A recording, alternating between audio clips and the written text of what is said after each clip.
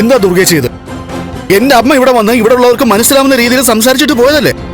എന്നിട്ട് ഒന്നും ആരുടെ തലയിലോട്ട് കയറിയില്ലേ? അവളെ പുറത്തും അവന്റെ കമ്പനിയിലും കൊണ്ട് വാഴിക്കാനല്ല ഞങ്ങൾ അവളെ ഇങ്ങോട്ട് പറഞ്ഞുവിട്ടെ. കണ്ണനോടൊപ്പം എന്റെ മോളെ നോക്കാനാ. അത് ഒരുപാട് തവണ ഞങ്ങൾ ആവർത്തിച്ചതല്ലേ? എന്നിട്ട് മനഃപൂർവ്വം കണ്ണൻ എന്ത് തോന്നി ദിവസം കാണിക്കുന്നേ? അത് പിന്നെ അവന് കാല് വയ്യാത്തതല്ലേ, അപ്പൊ പിന്നെ ഒരാളുടെ സഹായം വേണ്ടേ? ലക്ഷ്മിയെ കല്യാണം കഴിക്കുന്നതിന് മുമ്പ് അവൻ എങ്ങനെയാ ഓഫീസിൽ പോയിക്കൊണ്ടിരുന്നേ? ആ, അന്ന് അവനെ സഹായിക്കാൻ ആരുമില്ലായിരുന്നോ? എന്നാലും ഭാര്യ വന്നു കഴിഞ്ഞാ അവരല്ലേ അങ്കിൾ ഭർത്താവിന്റെ കാര്യങ്ങളൊക്കെ നോക്കേണ്ടത്. എന്നാ ഭർത്താവിന്റെ കാര്യങ്ങൾ നോക്കുന്നതിനോടൊപ്പം എന്റെ മോളുടെ കൂടി കാര്യങ്ങൾ നോക്കാനാ അവളെ ഞാനും എന്റെ അമ്മയും കൂടെ ഇങ്ങോട്ട് പറഞ്ഞു വിട്ടെ. എടുപ്പത് പൊന്നും കൊടുത്തിട്ട് അത് നിങ്ങളുടെ ആരുടെയും തലയിൽ കയറിയില്ലെങ്കിൽ തലയിൽ കയറാൻ വേണ്ടി ഒരിക്കൽ കൂടി പറയാ, ഉറപ്പിച്ച് പറയാ.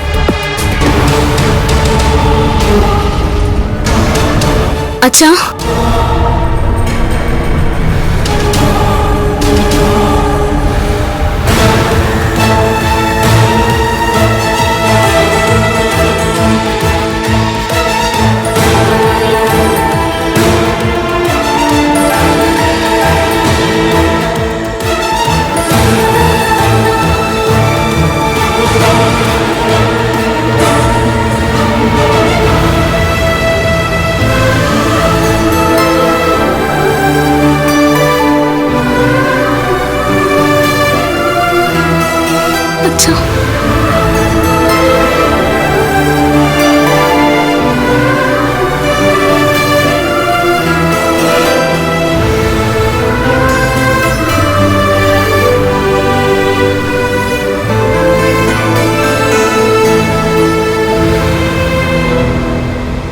കണ്ടോ എന്റെ മോളുടെ കണ്ണ് നനഞ്ഞത് കണ്ടോ?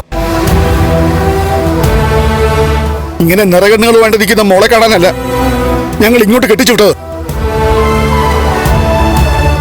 ഉണ്ണി, നീ അവന്റെ അനിയനായിരിക്കും, എങ്കിലും അവനിങ്ങനെ തന്നിഷ്ടത്തിൽ നടക്കുമ്പോ അത് ചോദ്യം ചെയ്യാനും വിലക്കാനും നിനക്ക് അധികാരമുണ്ട്. കാര്യമൊക്കെ ശരിയാണ് അച്ഛാ, പക്ഷേ ഏട്ടത്തി എന്റെ ഏട്ടന്റെ ഭാര്യ, അവർക്ക് നേരെ എനിക്ക് കയറി ചെല്ലാൻ പറ്റുമോ? മോനെ ഉണ്ണി, കല്യാണത്തിന് മുമ്പ് നിന്നെ ഞാനും മോളും ഒക്കെ പുറത്തു വെച്ച് കണ്ടിട്ടുള്ള ആ നേരത്തെ ഞങ്ങൾ ഈ ബന്ധം എന്തുകൊണ്ടാണ് നടത്തുന്നതെന്ന് നിന്നെ വിസ്തരിച്ച് പറഞ്ഞ് കേൾപ്പിച്ചതുവാ.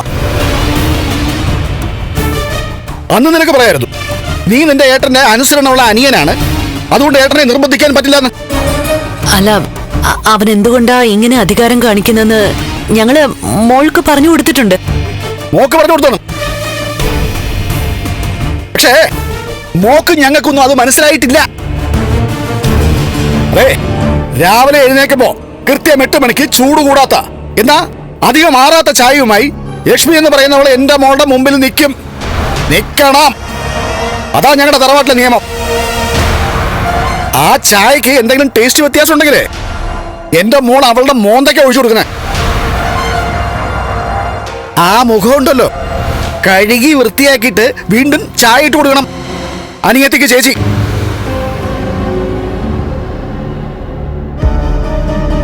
ഏത് രീതിയിലാ എന്റെ മോളും അവളും അവിടെ ജീവിച്ചതെന്ന് പറഞ്ഞു വരികയായിരുന്നു ഞാൻ. എന്റെ മോള് നടക്കാൻ പോയപ്പോ അവള് കല്ലി തട്ടി ഒന്ന് വീണു, അവ കാലുളുക്കി. അങ്ങനെ ഒരു സംഭവം എന്റെ വീട്ടിൽ വെച്ചുണ്ടാലേ അന്ന് രാവും പകലും എന്റെ മോളുടെ കാല് ഒഴിഞ്ഞു കൊടുക്കണം ലക്ഷ്മി.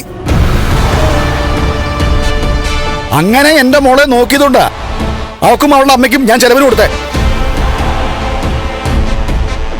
അവളുടെ അമ്മ പോലും ഇവളുടെ മുമ്പിലേ കമാന്നൊരു അക്ഷരം പറഞ്ഞിട്ടില്ല.